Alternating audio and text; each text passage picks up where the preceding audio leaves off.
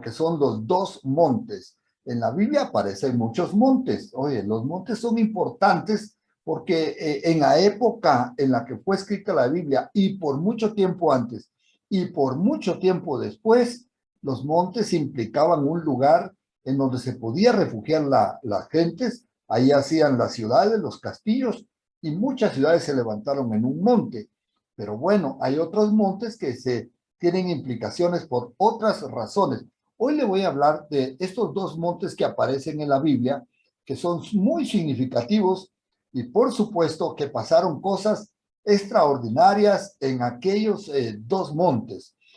Uno de ellos se llama el Monte Sinaí. ¿Cuántos han tenido la experiencia de haber estado en el Monte Sinaí? Yo sé que muchos de ustedes que han podido viajar o que han escuchado o les han ofrecido un tour, precisamente les hablan de un monte, y este es muy importante porque es el Monte Sinaí.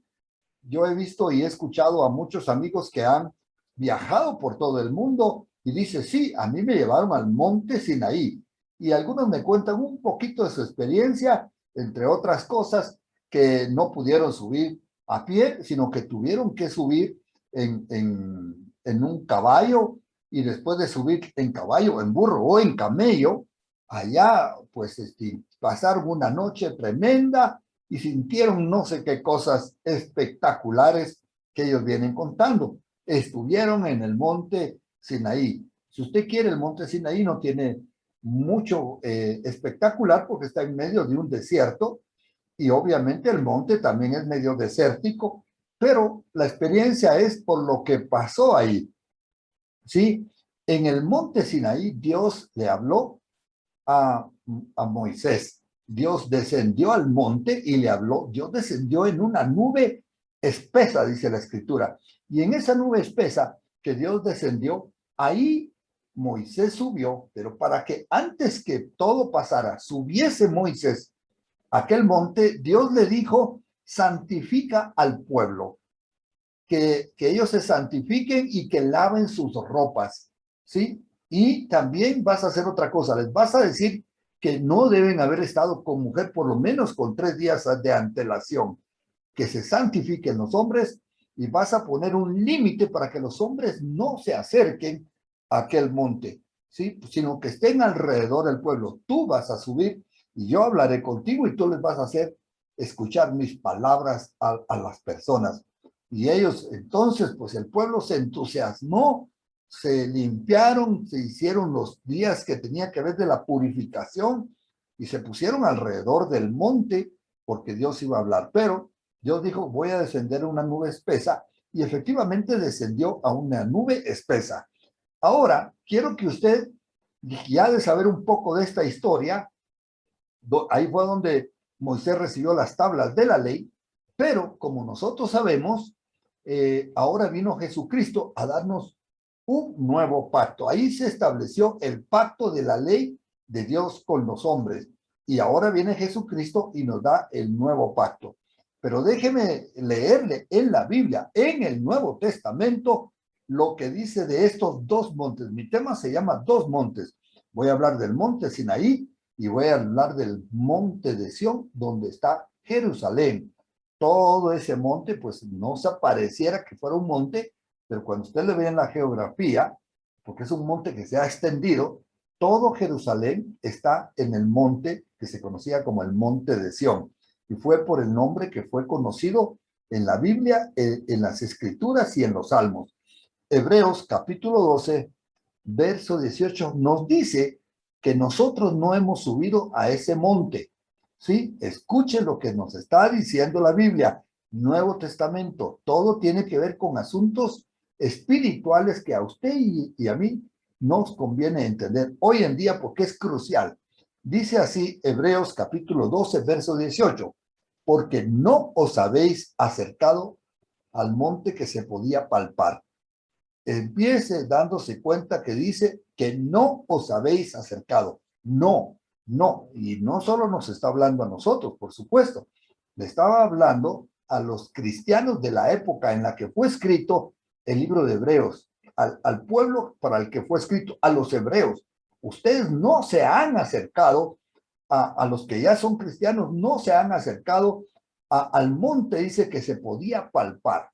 Obviamente, si habla de al monte que se podía palpar, va a haber otro monte. Por eso está la implicación, ustedes no se han acercado al monte que se podía palpar, ustedes se han acercado a otro monte. Pero antes de pasar al otro monte, el apóstol acá va, el escritor de Hebreos, va a explicarnos cómo era aquel monte para que se dé cuenta que no nos hemos acercado a aquel monte, y usted va a estar feliz de esto, porque dice, aunque se podía palpar, aunque no está la palabra aunque, pero ese monte sí se podía palpar. ¿Qué implica poderse palpar? Bueno, implica que usted va y pone su mano y toca el monte, ¿no es cierto? Muchos que han estado en el monte Sinaí, pues lo han tocado, han puesto sus pies en el monte. Algunos se han traído hasta tierra de ese monte. Escuche lo que dice la Biblia. No se olvide que nosotros no nos dejamos llevar por las emociones, aunque somos emocionales, y las emociones tienen que ver mucho en la Biblia, pero nosotros nos dejamos llevar por las emociones que nos trae la palabra de Dios, las cuales son buenas y verdaderas. Y dice, este que se podía palpar y que ardía en fuego. Escuche esto, ardía en fuego. No se han acercado a este monte que ardía en fuego. Voy a repetir la palabra, no se han acercado a la oscuridad, no se han acercado a las tinieblas, no se han acercado a la tempestad. Gracias a Dios, diga usted. ¿Ah? Sin embargo, algunos cristianos parece que se han acercado, al acercarse a Dios, parece que se han acercado al monte equivocado que sí se podía palpar, pero usted no se ha acercado. Si usted es un hijo de Dios, si usted ha creído en Cristo, usted no se ha acercado a aquel monte. Cuidado, vaya a estar confundiendo al monte al cual se ha acercado. Sigue hablando de este monte de la siguiente manera. Dice, al sonido de la trompeta, así, ese monte era al sonido de la trompeta y a la voz del que hablaba, la cual los que la oyeron rogaron que no se les hablase más. Es decir, le voy a hacer un poquito de historia, lo que dice la Biblia, ¿no es cierto? Dice que en ese monte Dios le habló a Moisés en una nube espesa y salía fuego de aquel monte, porque Dios se manifestó en el fuego y salía un horno, como un humo, como de horno, ¿sí? Y habían trompetas y sonido, y que el sonido de la trompeta se intensificaba más y que la voz era tronadora, de tal manera que los que la oyeron, que ni siquiera habían subido al monte, sino que estaban, como ya dije, a sus alrededores, como Dios había mandado, a los cuales les había dicho, ¿no es cierto? No se vayan a acercar más de la cuenta, ¿sí?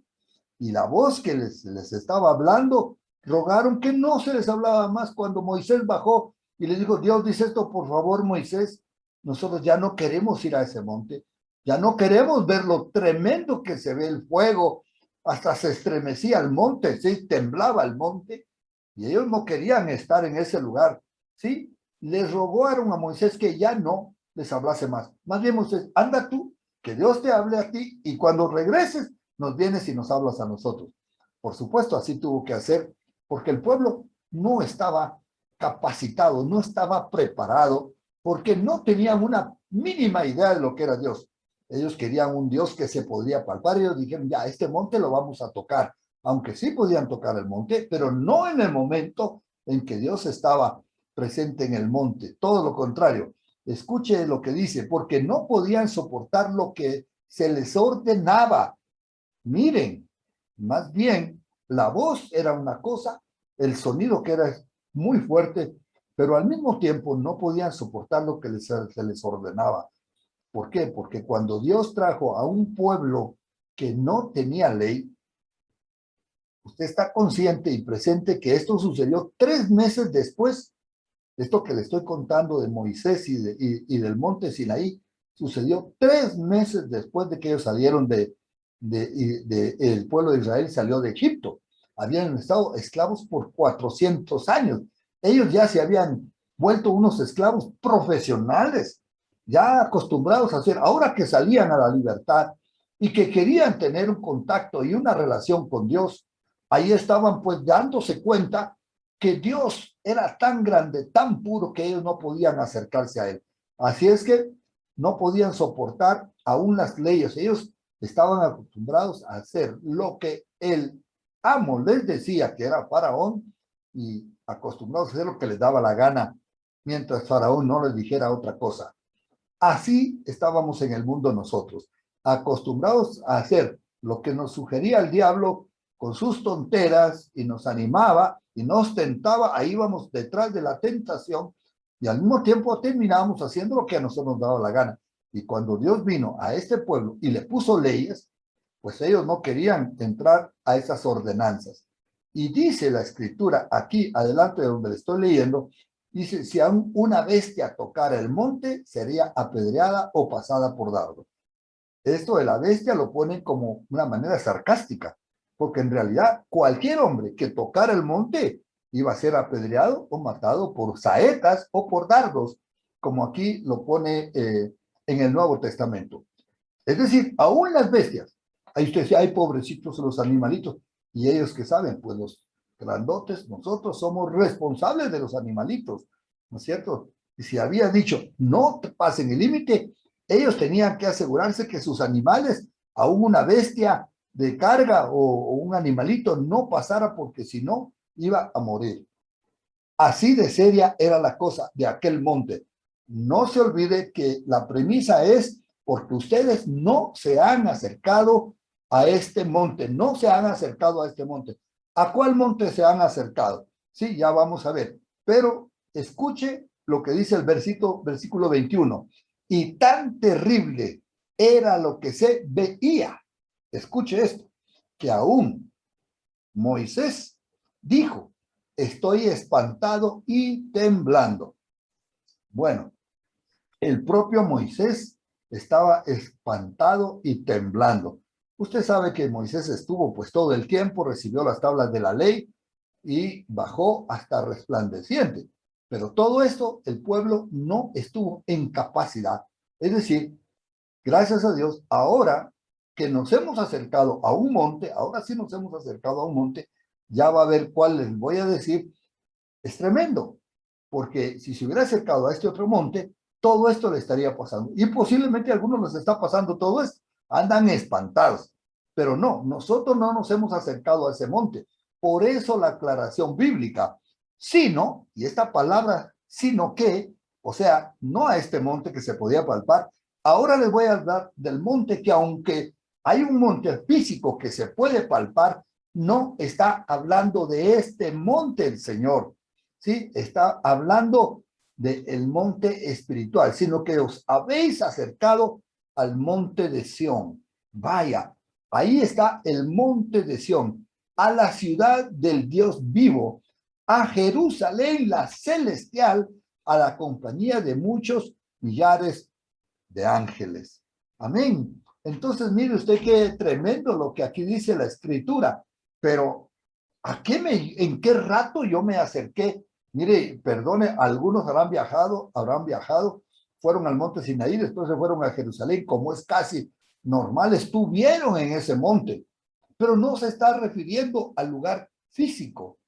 En este momento se está refiriendo a algo espiritual, sino que a veces nos hemos acercado al monte de Sión, el monte de Sión profético que ejemplifica la iglesia, la ciudad de Dios, a la ciudad de Dios, a la ciudad del Dios vivo, y aclara a Jerusalén, dice la ciudad de Jerusalén, la celestial. Es decir, hay una Jerusalén natural, y como también hay una Jerusalén natural, también hay una Jerusalén celestial. Muchas veces la Biblia nos está hablando de la celestial y la gente lo toma lo literal. La gente se quiere ir. Está bien, si usted ya tiene comprado el boleto, no se preocupe, váyase.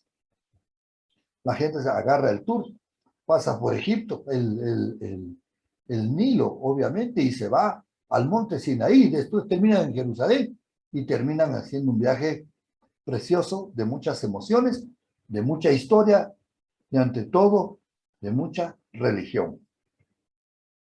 Pero aquí la escritura nos está hablando que nosotros, aunque no hayamos viajado a ese lugar, si alguno ya lo hizo, perfecto, aunque no hayamos viajado a ese lugar, nosotros nos hemos acercado a otro monte, y este es al monte de Sión, Cuando usted se acercó a Jesucristo y le recibió en su corazón, usted se estaba acercando no solo al Hijo Jesús, usted se estaba acercando, estaba siendo parte de la familia de Dios. Usted estaba siendo parte de la Jerusalén celestial. Usted está haciendo parte de todo lo que Dios habla para lo que Él quiere de la ciudad y la familia de Dios. Y dice, termina diciendo, dice, a la compañía de muchos millares de ángeles. Cuando usted se acercó a Cristo, usted ni se lo imaginaba. Usted y yo nos acercamos para pedir perdón y arrepentimiento, pero una vez que nos limpió, nos hizo entrar a su reino, y su reino quiere decir que usted llegó a ser parte de este monte de Sión. Usted está tocando y está viviendo y palpando espiritualmente a la ciudad del Dios vivo, a la Jerusalén celestial, a la compañía de muchos millares de ángeles. Le voy a seguir diciendo a qué más nos hemos acercado. Ya dijimos que ya dejamos el monte de Sión, y ahora nosotros no nos hemos acercado al monte de Sión, a ese tremendo lugar, sino que ahora dice la Escritura que nosotros nos hemos acercado a este lugar, y sigue diciendo, a la congregación de los primogénitos que están inscritos en los cielos, al Dios juez de todos, a los espíritus justos hechos perfectos. Y esto es una tremenda revelación, porque nosotros nos quedamos en el ámbito natural, nosotros nos quedamos en lo poco, no vamos a lo mucho. Es como decir que usted compra un paquete completo y usted abre el paquete y se quedó en el primer paquete. Salvación, vida eterna, pórtese bien, haga lo mejor posible, y usted no superó esta parte. Usted no superó. Usted se quedó en la primera parte. El paquete que usted abrió, usted solo se quedó en la parte que decía, usted ya es salvo, y usted espere que vengan por usted y huya de este mundo. Usted tiene que darse cuenta que la Biblia está cargada de las múltiples, miles de promesas de Dios, de una vida encantadora en Cristo Jesús, porque usted no se ha acercado al monte Sinaí, sino usted se ha acercado al monte de Sión, a la Nueva Jerusalén, a la iglesia donde estamos los redimidos. Dice la congregación de los primogénitos que están inscritos en los cielos. Bueno, yo dice usted, ¿quiénes serán los primogénitos? Yo no soy primogénito. Déjeme contarle que yo tampoco. ¿Y ahora qué hacemos? No hay ningún problema. Fíjese que yo agarré esta idea porque cuando uno le va llegando la luz, uno a veces no agarra toda la luz, solo parte. Cuando yo me convertí a Cristo, que fui el primero de mi familia, aún siendo yo el quinto de 5 hermanos, ¿sí? Yo cuando entendí un poquito la Biblia dije, ya, yo soy el primogénito, porque soy el primero que creyó, y yo voy a tener una bendición de Dios especial. No, ahora Luis Toledo, resulta que eres más especial que tus hermanos, cuando tus hermanos han sido los más galanes, los más chéveres, gente linda y preciosa, que tú ni siquiera les puedes llegar ni a los pies a esta linda familia, la que Dios te ha dado. No. Entonces yo pensé que se refería a esto. Resulta que cuando Dios nos adopta a todos, nos da privilegios de primogénitos a todos. Es decir, aunque usted no sea primogénito y aunque usted ha llegado después a Cristo, y de ahí está la escritura que dice que muchos postreros serán primeros. Imagínense, ¿esto es por qué? Porque cuando todos nos entregamos a Cristo, Dios nos da privilegios de hijos, hijos, hermanos de Cristo, donde Cristo es el mayor, hijos que tenemos todos los beneficios y que somos parte de todo esto emocionante y tremendo regreso a la escritura que dice, sino que os habéis acercado al monte de Sión, la ciudad del Dios vivo. Ahí estamos, ahí nos hemos acercado. Ahora, algunos que solo están cerquita y no quieren caminar más, camine más, porque es tremendo. Usted llegó al reino de los cielos con Cristo Jesús. Usted entró a la Jerusalén celestial y entró a la compañía de muchos millares de ángeles. Usted no entró a poca cosa, usted entró a lo grande, como el Señor le llevó. Por eso siguió diciendo a la congregación de los primogénitos que están inscritos en los cielos. ¿Usted está inscrito en los cielos? No sé si me irían a inscribir si cuando nací. No, estamos hablando que cuando usted se entregó a Cristo, el Señor puso su nombre y le dio un nuevo nombre. y le puso el nombre con el que va a estar en el cielo. Pero usted ya está en el libro de la vida. Usted ya está, y como primogénito, es decir, que legalmente, escuche esto, legalmente usted y yo somos primogénitos. Tenemos las bendiciones de la primogenitura. No se olvide que en la Biblia, por eso es tan importante leer toda la Biblia y darnos cuenta que en el Antiguo Testamento habían los primogénitos, privilegios para los primogénitos. ¿Mm? El que abría matriz heredaba más y tenía la bendición especial del padre. Así pasó con Esaú, que era primogénito, pero Dios le dio la bendición al segundo porque dijo, el primero servirá al segundo. Ahí está hablando de que van a haber segundos que van a ser primeros. Y si usted fue segundo, quinto, octavo o décimo, usted fue el onceavo de la familia, pero usted se entrega a Cristo, usted pasa a ser primogénito de la familia de Dios, no primogénito de su papá y de su mamá y de sus hermanos, primogénito con todos los beneficios de un primogénito. Eso quiere decir, usted fue inscrito como primogénito. Es decir, si usted va legalmente a preguntar al cielo, mire, yo quiero saber si estoy inscrito. Vamos a ver, Luis Toledo. Bueno, a mí me van a dejar con el mismo nombre porque al Señor le encantó. Dijo, Luis, te queda perfecto.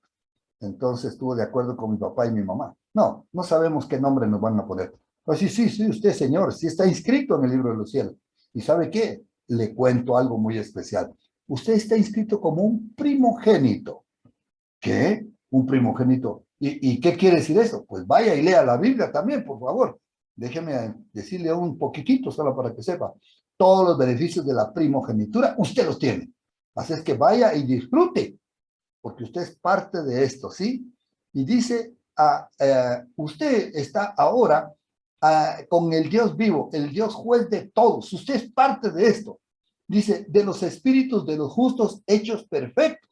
Usted es parte también de estos espíritus justos. Oiga, en ningún momento yo he sido justo. Es decir, por ratitos he hecho buenas cosas, y la mayoría de veces, pero justo como para decir delante de Dios, no. Pero yo le quiero decir que cuando usted se entregó a Cristo, el Señor le limpió y lo justificó y lo hizo justo, limpio, puro delante de Él, y lo hizo perfecto. Ya fuimos en el Espíritu somos perfectos. Claro que estamos en esta carne y en este cuerpo y en esta alma que necesita ser discipulada, necesita ser transformada. Mientras estamos en esta tierra, estamos nosotros tratando, con el cuerpo no dudo que si usted va a tratar bien, se cuida de maravilla, ya le estoy viendo cómo se ha estado cuidando últimamente, especialmente en la pandemia. ¿Y el alma? ¿Cómo está usted cuidando su alma? ¿De qué se está alimentando su espíritu? ¿De qué se está llenando su alma? ¿Qué tanto usted está teniendo dominio, gobierno, y está poniendo el alma en su puesto para que el alma también se goce con su Señor de las cosas buenas y el alma no lo lleve a caminos torcidos, que no lo lleve a desviarse del Señor, cosa que vamos a ver más adelante, sino que usted fue hecho, tiene un espíritu perfecto porque Dios lo limpió. Cuando los apóstoles, escuchen, los apóstoles estuvieron con Jesús, ya resucitado Jesús. Ellos no eran perfectos, ya lo sabemos. Pedro se jaló, y así se hubieran jalado los demás, pero de Pedro quedó escrito, por eso a Pedrito nos toca mencionarlo. Es decir, no eran perfectos, pero cuando ellos estuvieron con Jesús ya resucitados, dice que Jesús se acercó a ellos y sopló. Y cuando lo sopló, les dijo, reciban el Espíritu. Y ellos recibieron este Espíritu de perfección. Cuando usted se entregó a Cristo, usted recibió el sello del Espíritu.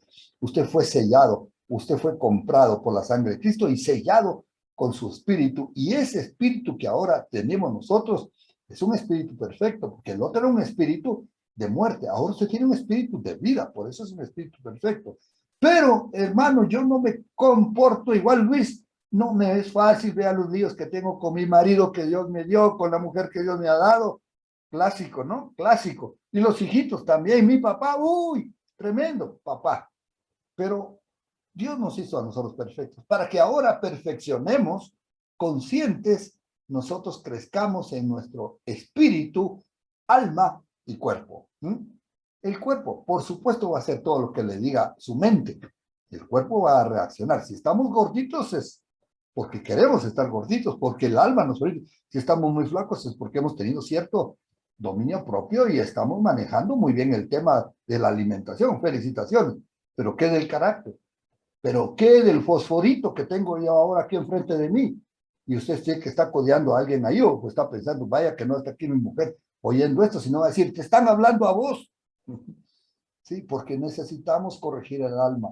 Necesitamos estar seguros que espíritu, alma y cuerpo van a ser perfeccionados. Y esto es para presentarnos al final delante de Dios como una esposa, una novia pura, limpia y resplandeciente. A esto vamos, a la santificación, ya no solo del espíritu, sino que santificación del alma. El cuerpo, posiblemente el cuerpo corrupto muera, ¿verdad? A no ser que estemos vivos, pues el Señor nos va a transformar y nos va a dar un cuerpo glorificado. ¡Qué lujo!, ¿no? Ahí estaremos. Entonces, aquí está, chévere. Usted no se ha acercado al monte de Sión, que ya vimos que es tremendo. Usted se ha acercado al monte, al monte de Sinaí, que es tremendo. Usted se ha acercado al monte de Sión, a la Nueva Jerusalén, ¿sí? Al Dios vivo. Usted se ha acercado a Jesucristo. Y vea lo que dice la Escritura. ¿Usted se ha acercado a quién?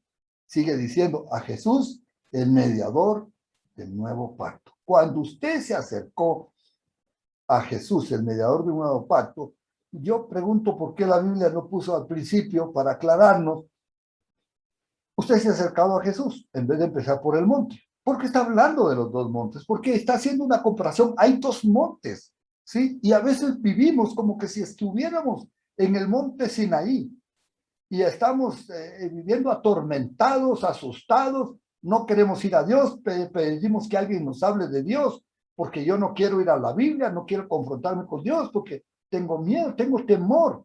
Usted no se ha acercado a ese Dios al cual te debería de tener temor, porque ahora Dios, a través de Jesús, el mediador de un nuevo pacto, en el otro monte se había dado el pacto de la ley, pero Jesús vino a traer el nuevo monte, en él mismo usted se ha acercado a Jesús, el mediador de un nuevo pacto. ¿Qué es el mediador de un nuevo pacto? Que se puso en medio, mediador.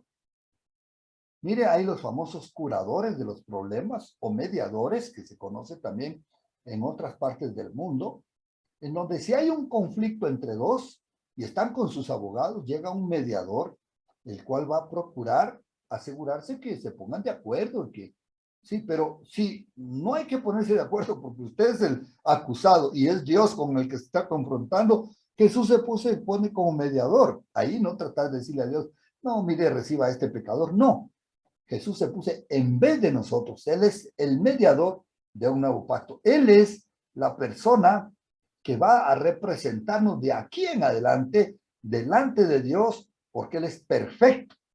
¿Sí? Porque cuando entramos a Jesús, entramos al monte de Sión espiritual, a la nueva Jerusalén, por supuesto espiritual, al Dios vivo, a la congregación de millares de ángeles, ¿sí? Al juez justo y verdadero. Todo eso lo tenemos. Somos los llamados primogénitos de Dios y nuestros nombres están inscritos en el libro de la vida y primogénitos, como ya vimos, con todos los derechos. Usted no se fue a ese otro monte. Usted se vino al monte de Sión. A Jesús, el mediador de un nuevo pacto. ¡Aleluya! ¡Amén! Esto es lo que estamos hablando, es maravilloso. Porque yo no quiero, por supuesto, no es tan importante lo que yo no quiera, porque Dios no quiere que vivamos una vida cristiana mediocre. Dios dice, miren, yo mandé a mi hijo para rescatarles. Ustedes fueron a Jesús, quien me dio por ustedes. Yo, si ustedes están hoy delante de mí, dice Dios, es por mi Hijo Jesucristo, el que dio su sangre y se dio por cada uno de ustedes. Y ahora me vengan a decir que aquí están sufridos, cuando yo ya pagué todo por ustedes, mandando a mi Hijo, y cuando mi Hijo Jesucristo se puso como mediador de un nuevo pacto, y pareciera que ustedes fueron al monte Sinaí y están todavía asustados, con cara de asustados. ¿De dónde esa carita de asustados, miedosos y temerosos? En el nombre de Jesús echamos todo miedo, todo temor, porque hemos estado confundidos. No hemos ido al monte de Sinaí, hemos ido al monte de Sión espiritual, porque al llegar a Jesús, mediador de un nuevo pacto, entramos a la nueva Jerusalén, a la iglesia, entramos a la ciudad del Dios vivo, somos parte de la familia de Cristo, de Dios, y si somos hijos, también coherederos con Cristo de todas las cosas. Sin duda alguna, esto es maravilloso. Vuelve a aclararnos un punto para que usted se dé cuenta cómo nos amplía Hebreos. Ya nos está haciendo una comparación entre los dos montes. Ya nos habló del primer monte, que es terrible, y ahora nos está hablando de este segundo monte, y donde dice este nuevo pacto, dice, y a la sangre rociada que habla mejor que la de Abel. ¿Cuál sangre rociada? A ver un momentito. Bueno, rociada quiere decir esparcida. ¿Sí? Fue botada del cuerpo de Cristo y cayó en la tierra. ¿Sabía usted eso?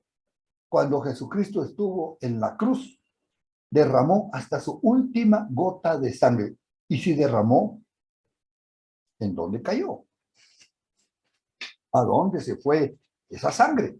¿Dónde está esa sangre? Por supuesto que cayó en tierra. Y usted dice, bueno, se desperdició. Bueno, salud, gracias. Muy amable. Un estornudo. Mire, cuando Jesucristo estuvo en la cruz y murió por nosotros, Él derramó hasta su última gota de sangre y esa sangre cayó en la tierra. Esa tierra somos nosotros. No se olvide que polvo somos y al polvo volveremos, ¿no es cierto? Y usted, cuando se pone al pie de la cruz y pide perdón por sus pecados, esa sangre rociada, yo sé que usted entiende ahora por un rociador, como esos spray que le ponen cuando usted entra a los supermercados, ahora es famoso esto, ¿no? A ver, le desinfecto. Escuche qué absurdo, ¿no? A ver, le desinfecto. Un poquitito de aire húmedo en el, usted cree que ese airecito húmedo, si usted va con COVID, le está desinfectando. Ah, pero nosotros, a ver, eche un poquito. Y hay unos que le tienen más fe. Eche por todos lados, ¿no? Se dan la vuelta los zapatos y todo lo demás. Ahí rociado.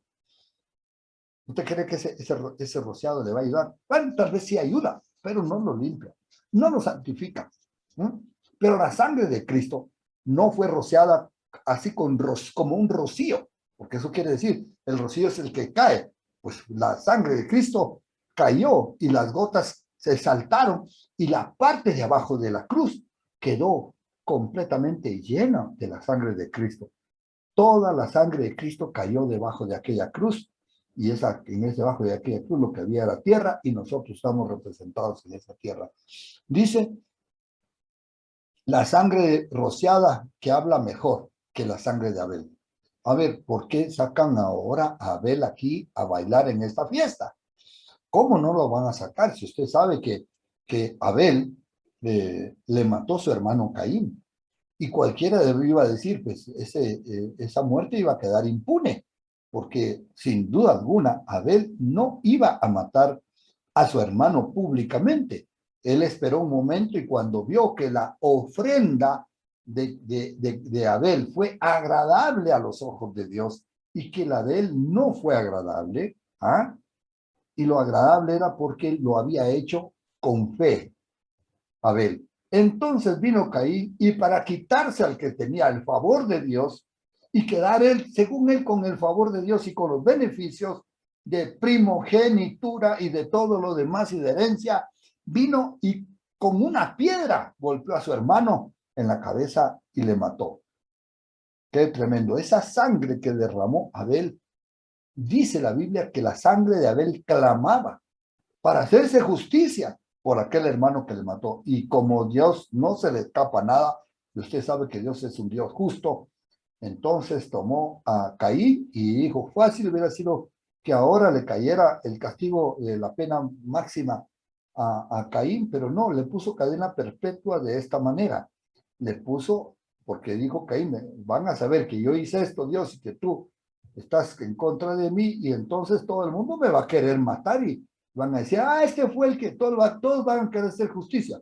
Entonces dijo Dios, para que no mueras por los hombres, sino sepas que vas a vivir pagando tu condena de lo que hiciste a tu hermano, entonces le puso una señal en la frente para que nadie lo tocara. Y todos, sabiendo que Dios le había puesto esa señal y que no le podían topar, pues se tenían que aguantar las ganas de hacerle justicia a Abel por sus propias manos, sino que fue Dios el que hizo justicia.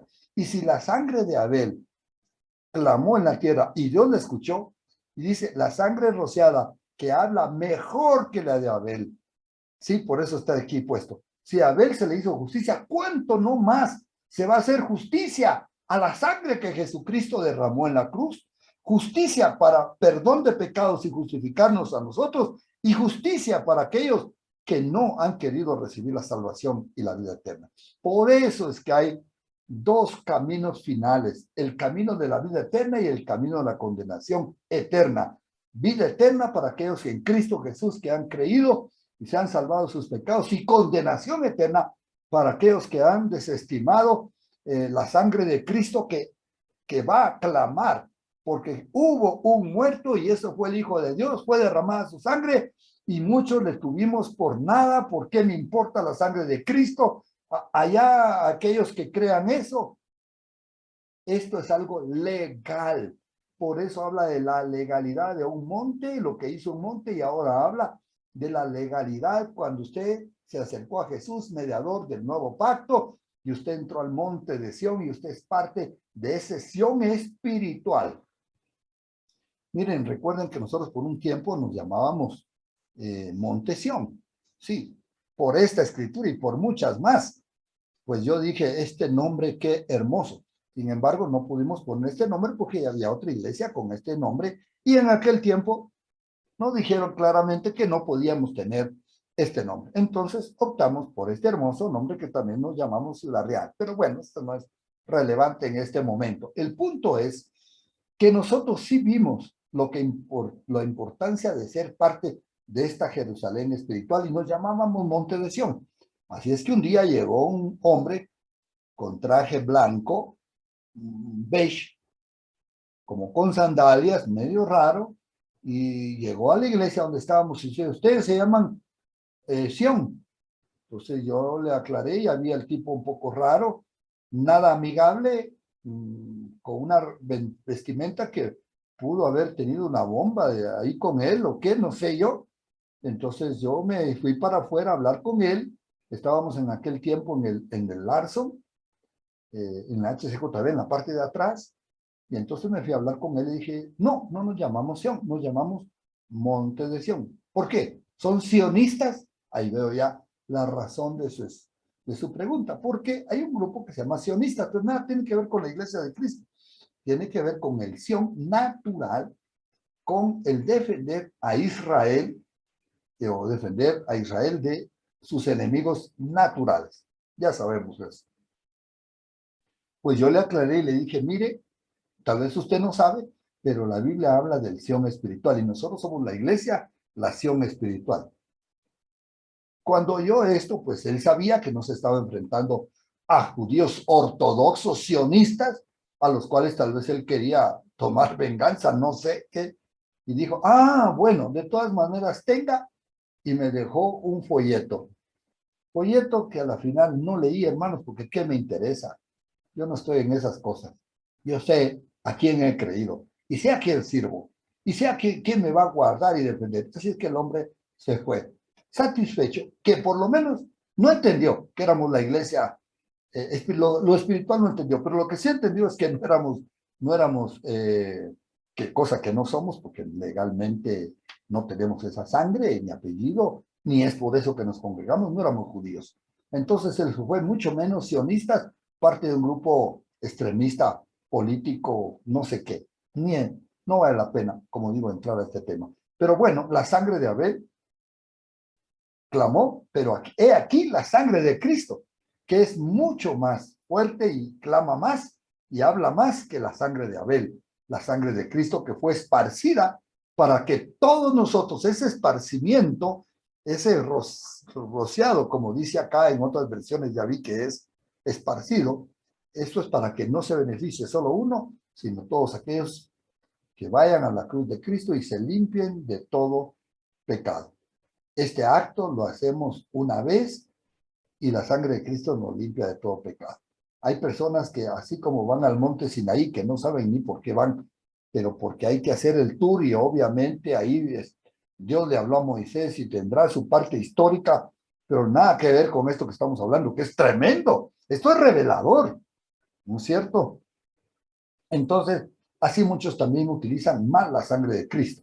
Si quieren entrar a un antro de perdición, a un centro de perdición, y lo que dicen es, ay, me voy a cubrir con la sangre de Cristo. Creen que con la sangre de Cristo no van a ver a mujeres mal vestidas, a hombres haciendo cosas tremendas ahí. Creen que tal vez un hermano que está ahí adentro o alguien vecino que les conozca no los va a reconocer y van a decir, ¡ay, está el cristianito, también viene a estos lugares! ¿Ah? Y creen que la sangre de Cristo los va a hacer invisibles y utilizan mal el concepto de la sangre de Cristo. Bueno, usted puede orar para hacerse invisible, si Dios se lo concede, allá. Señor lo quiere guardar de que no lo vean los vecinos, usted está entrando a un lugar que no debe, ya sea por las razones que si usted quiere, hasta loables que lo quiera hacer. Pero no es la sangre de Cristo la que vamos a utilizar mal. Sabemos que la sangre de Cristo que fue derramada en la cruz para el perdón de pecados. Y una vez que usted se limpia y se perdona de pecados, usted está en la condición de ir al monte de Sión. Usted entra a la ciudad celestial, usted entra a los beneficios de ser el primogénito y que su nombre está escrito en el cielo y que los millares de ángeles están con nosotros y que somos parte de algo eterno en santidad, en limpieza, en pureza. Maravilloso. Vamos pues, entonces ya vimos los dos montes. Veamos lo que nos dice el verso 25. Mirad que no desechéis al que habla. Ahora, ¿quién es el que habla? Allá hablaba Moisés y no querían, era Dios a través de Moisés y no querían escuchar lo que se hablaba. Ahora que entramos al monte de Sión, mirad que no desechéis al que habla. Y usted se preguntará, ¿quién habla ahora?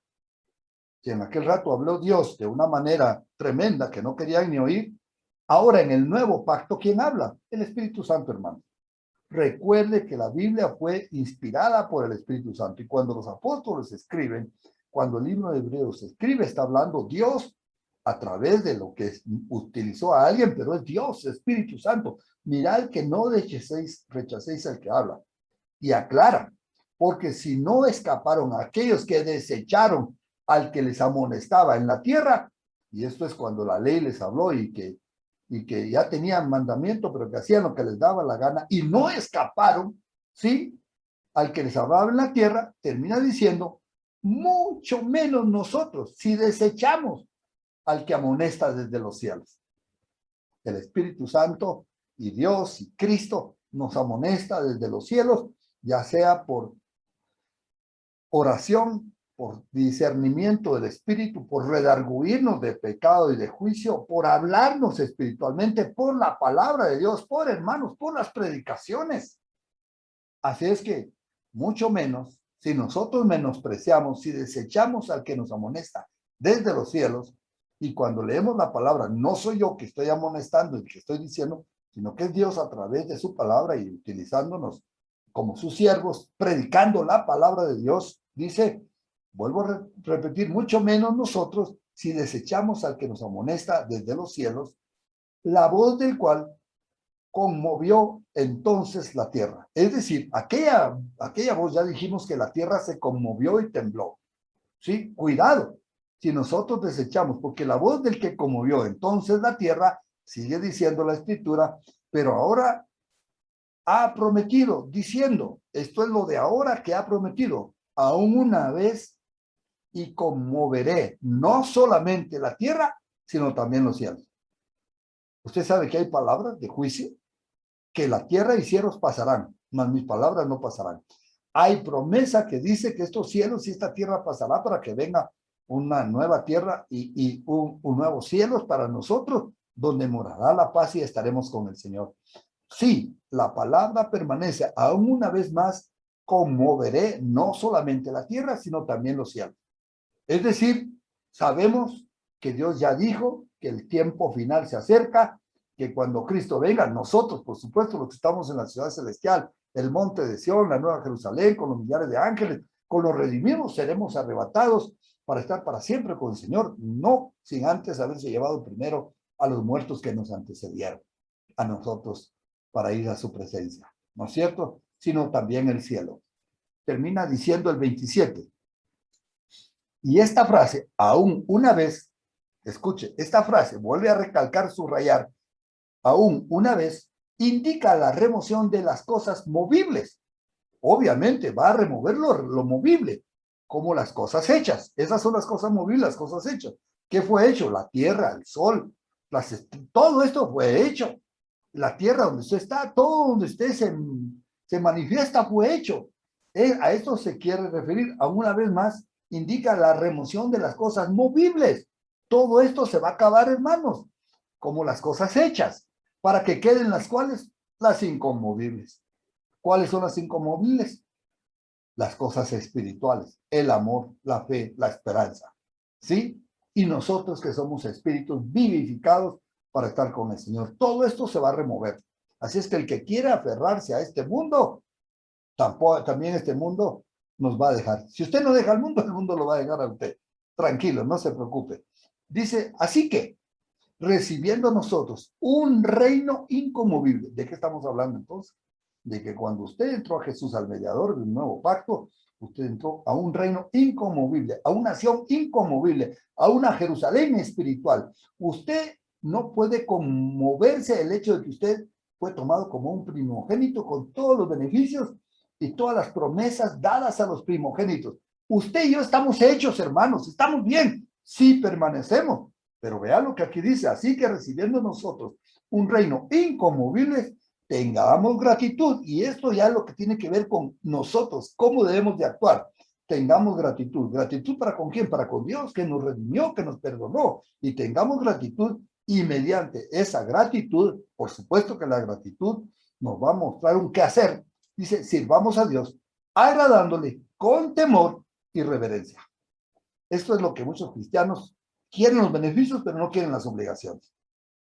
Ah, no, yo no toqué el monte de Sinaí, no, yo vine también al monte de Sión. No, yo soy parte, pues entonces tengamos gratitud, hermanos, y mediante esa gratitud sirvamos a Dios, porque la vida del hombre es servir a Dios en todo tiempo. Mi hijo me preguntó cuando él estaba por entrar a la universidad, me dijo, papi, ¿qué puedo yo estudiar para apoyarte en la iglesia y para apoyarte en el apostolado que Dios te ha dado? Y Dios me iluminó ese día y le dije, hijo, no importa qué carrera tú tomes, no importa si estudias teología, no importa si estudias lo que tú quieras estudiar, te puedes ir a una universidad cualquiera, en cualquier lugar, es tu actitud y tu vida y tu agradecimiento los que van a servir a Dios en cualquier lugar y cualquier carrera te puede servir para servir a Dios. Dios no se limita a que seas teólogo, a que seas ingeniero o a que no puedas estudiar en una universidad. Pero si lo quieres hacer, hijo, no importa qué. Y mi hijo, agarró la idea. Y sabía que Dios lo iba a utilizar, no importa la carrera que usted quiera elegir. Y ustedes saben que a la final, Dios quiso mover a mi hijo y se fue a los Estados Unidos a servir a la casa de oración con Sean Bowles y ahora en la iglesia de Expresión 58 en Estados Unidos, donde lo presiden Jennifer y Jonathan, esta iglesia tan hermosa y linda. Mire cómo terminó mi hijo cumpliendo. Tengamos gratitud y mediante esta gratitud sirvamos a Dios. ¿De qué manera? Agradándole con temor y reverencia.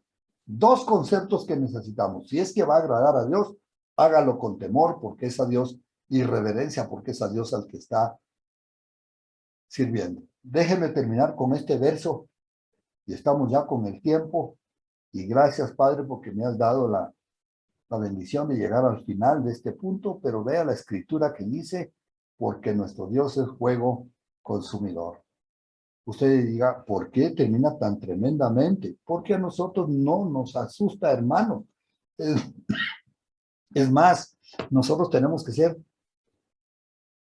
pasados por fuego, ¿sí o no? ¿Ah? Así dice la escritura. Nosotros tenemos que ser pasados por fuego. ¿Por qué? Porque la iglesia de Cristo, el edificio de Cristo, con fuego será probado y el fuego todo lo probará. Y si se hemos construido hojarasca o cualquier tontera, el fuego la consumirá y quedará solo el edificio de la buena construcción. Por eso es que sirvamos a Dios con agradecimiento y contentamiento. ¿Qué tal si, hermanos, oramos? ¿Qué tal si nuevamente decimos, ay, Padre, gracias te doy por toda la bendición que tengo cuando estoy contigo, cuando estoy a tu lado, cuando recibo, Señor, a la iglesia.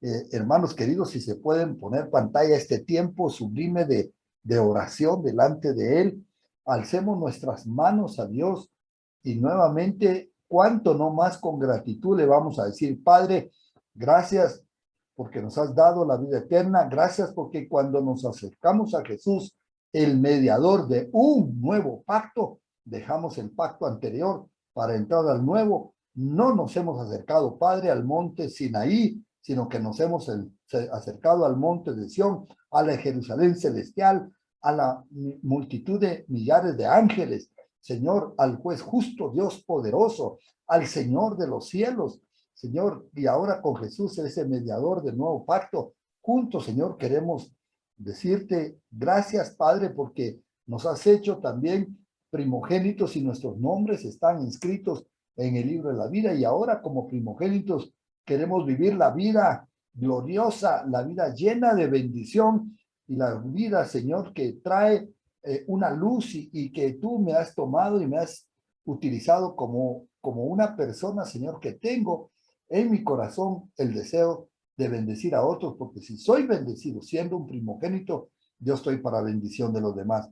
Y que este sea mi servicio, Señor, poder amar a mi prójimo, poder amar a Dios con todas mis fuerzas, con todo mi corazón y a mi prójimo como a mí mismo. Señor, gracias te doy en este momento, en el nombre de Jesús. Amén.